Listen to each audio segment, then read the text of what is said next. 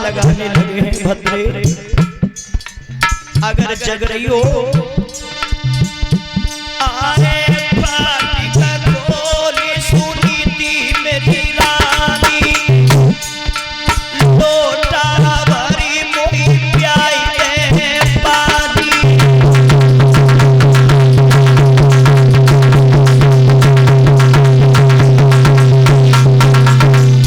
आरे आज कमान हिरन पे ताली, अपन भी सब सूरत कुमिलानी।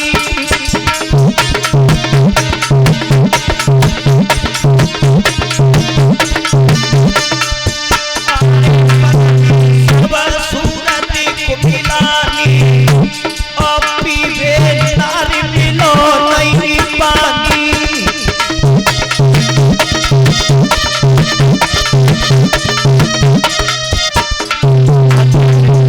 अगर जग रही हो तो एक लोटा मुझे जल पिलवा दे।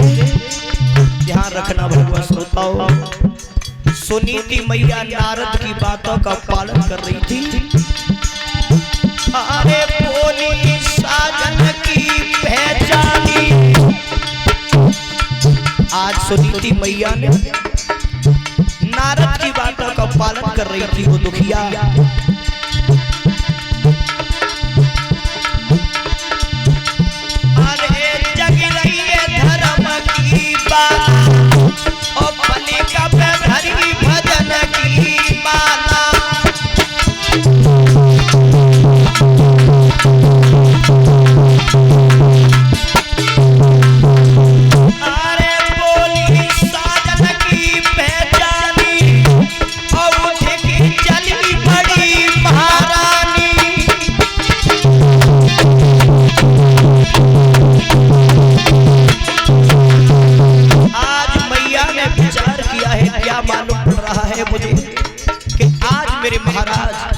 दरवाजे पे आए हुए हैं।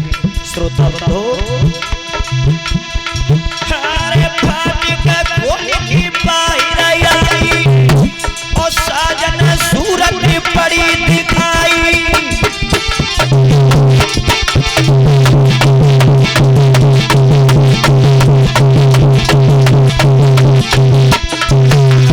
साजन सूरत पड़ी दिखाई। तब मैया गई दुखिया,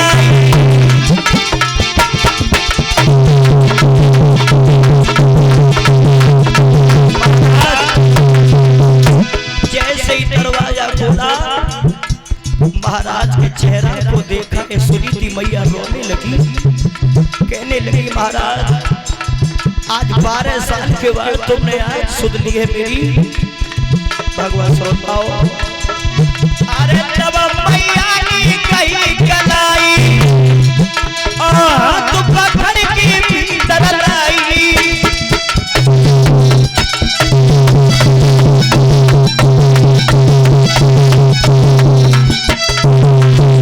अरे हाथ पकड़ के भीतर लाई, पलिका पे तब ले पड़ाई।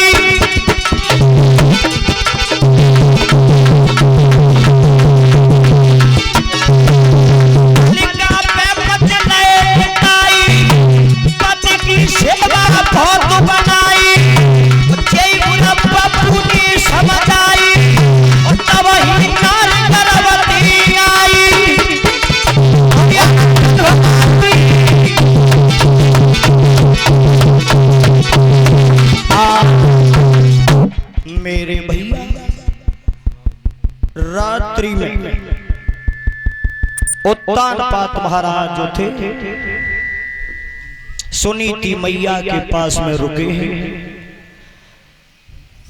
चौथा भाग लगने के लिए जा रहा है तो उत्तानपाद ने कहा है सुनीति अब मैं जा रहा हूं, अगर सुरची को अगर पता चलेगा तो न त्यो ठिकान होना है हमारा। चले हैं महाराज निकल के जेल से। इधर सुरची ने विचार किया है महाराज शिकार खेलवे के लिए गए, अभी तक लौट के नहीं आए।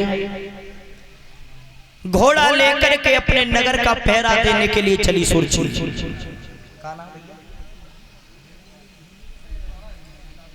और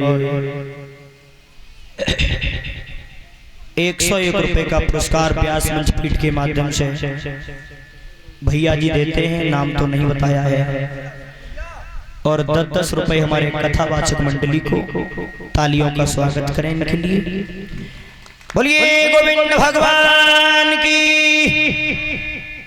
सुनीति मैया जेल में रह गई, इधर सुरची हाथ में तलवार लेकर के अपने नगर का पहरा देने के लिए चली। और इतने महाराज जाए रहे सो बीच चौराहे पर रात्रि में, और जो घोड़न के पैरने की आवाज सुरची ने सुनी, जवाब दिया है कौन हो आप? उत्तान पातन विचार करो, मुंह मालूम पत्ते काऊ नहीं जाते कई दे कर रही हिम्मत करके आगे बड़े, जवाब दिया है मैं तो उत्तान पात हूं, लेकिन आप कौन हो?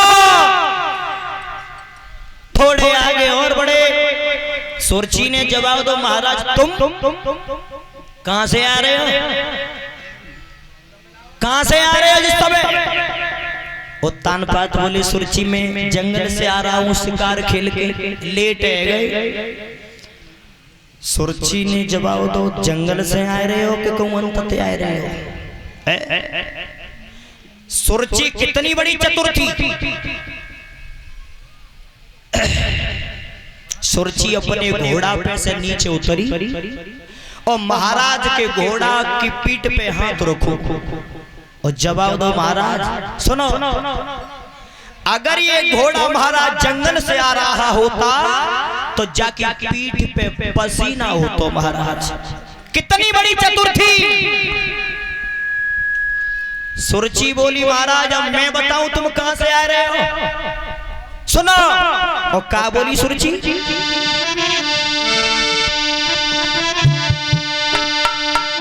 अरे ताती पिया मोई ऐसी लगे आज सोती भवनती आए हो।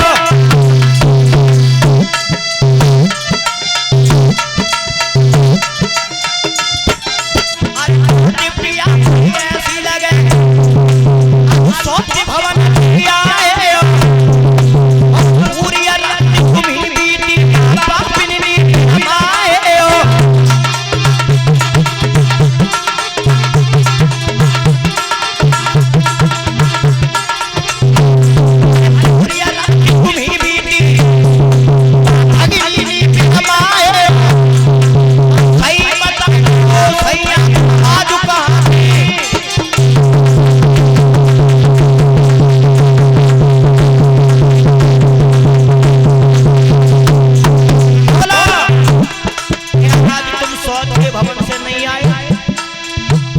उत्तान पात ने जवाब दो सुरची मैं जंगल से ही आ रहा हूं। सुरची बोली ऐसे थोड़ी मानूंगी, ऐसे थोड़ी मानूंगी।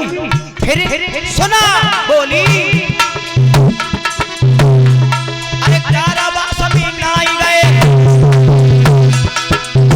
सुरची ने जवाब दो अगर तुम कारावास में नहीं गए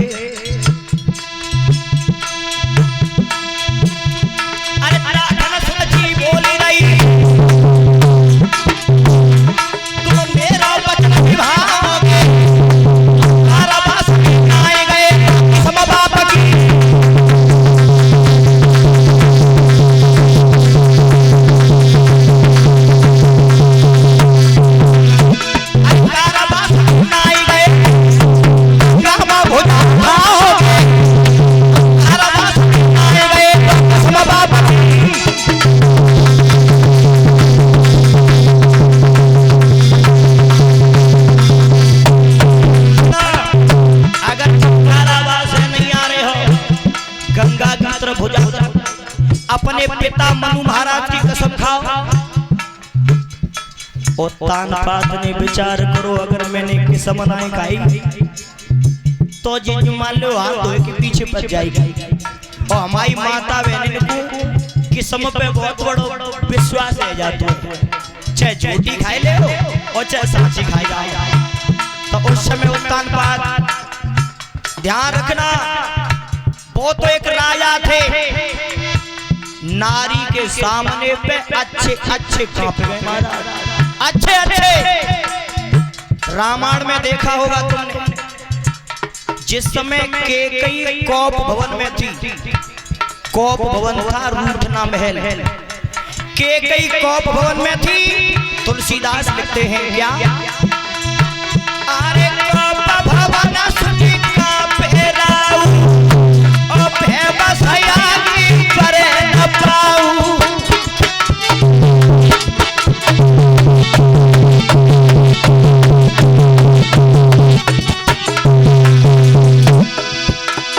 दशरथ महाराज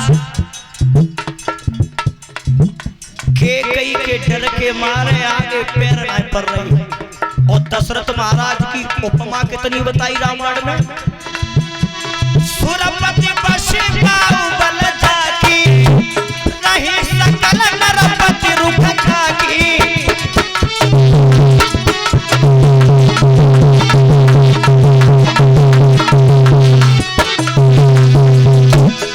दशरथ महाराज की इतनी उपमा बताई, देवराज इंद्र दशरथ महाराज की बाहुबल से गद्दी पे इंद्रासन करता था देवराज इंद्र,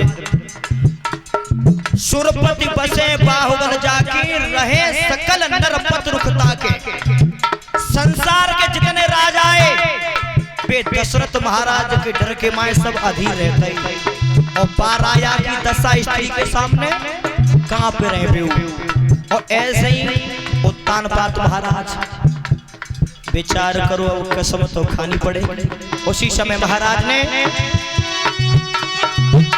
अरे गंगा मऊ भुजा उठाई, 12 साल में बीताई बिताई, और नहीं देखी है धर्म की जाई।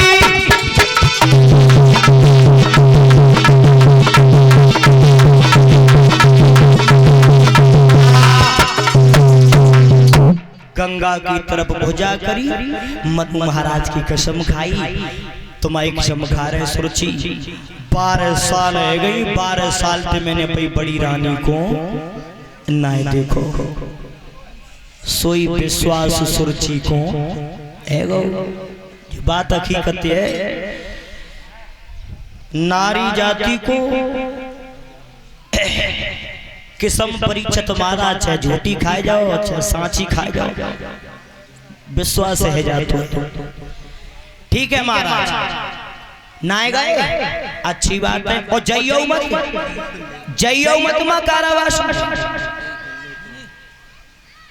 भगवत श्रोताओ,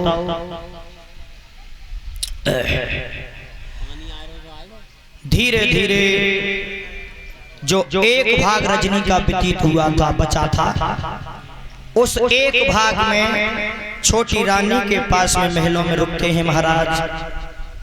भगवान की ऐसी कृपा हुई, उसी रात में दोनों रानी गर्भवती हो जाती हैं।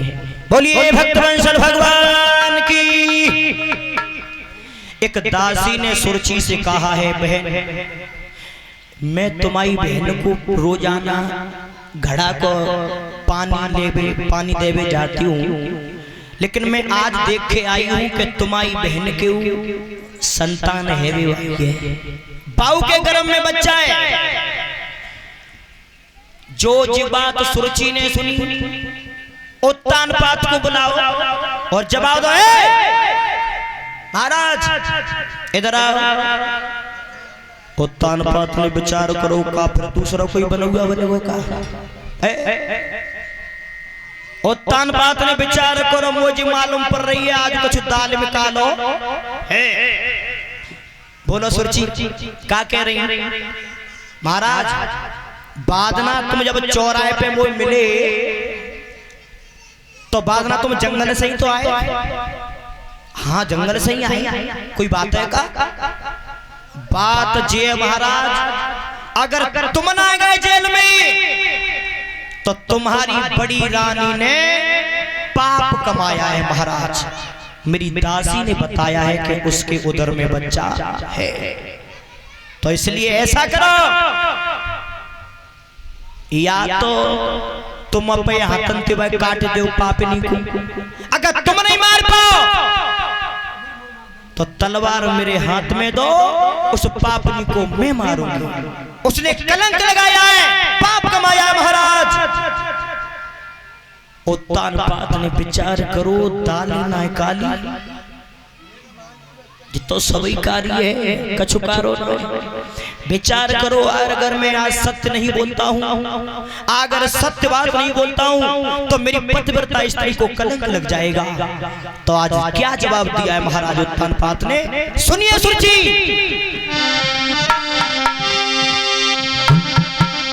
आरे जा दिन तोई चो राय पे दुल्हनी पाओ,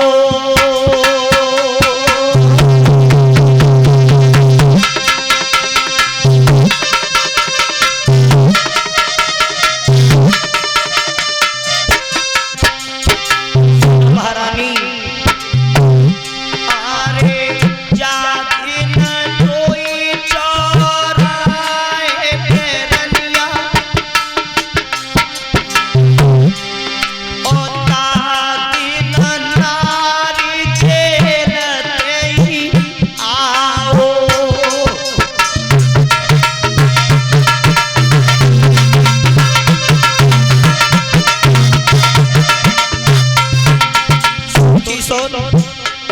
उस दिन में तुझे चौराहे पर मिला था, तो उस दिन में जंगल से नहीं जेल से आया था।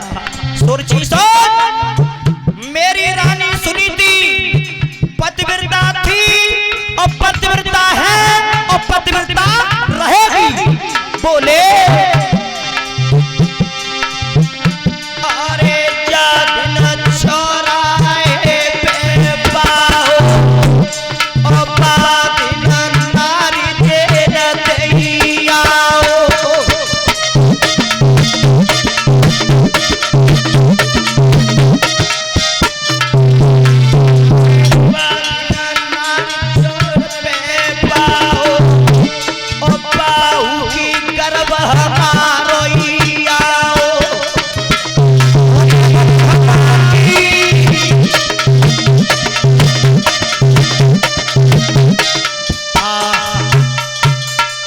जवाब दिया है, जिस दिन मैं तुम्हें मिला था तो मैं जंगल से ही आ रहा था।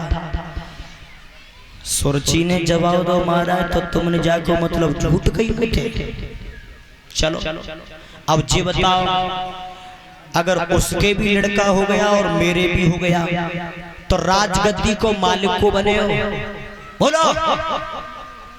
महाराज बोले रानी राजगद्दी को मालिक तो त्यारो लड़का बने हो।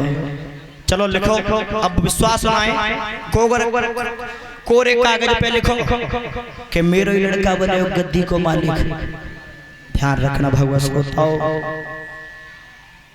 लिखवाए नहीं रानी ने लिखवाए।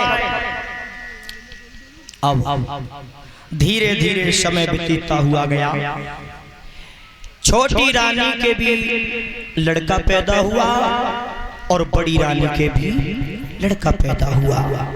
बोलिए भक्तवंशल भगवान की।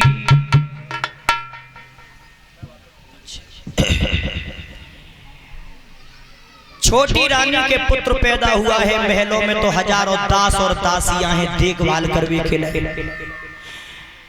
बैंड बाजे बजाए जा रहे हैं महलन में, और इधर कारावास में बेटा पैदा हुआ तो पल्लक का बज रहे हैं, ताली बजा करके बोलेंगे सभी।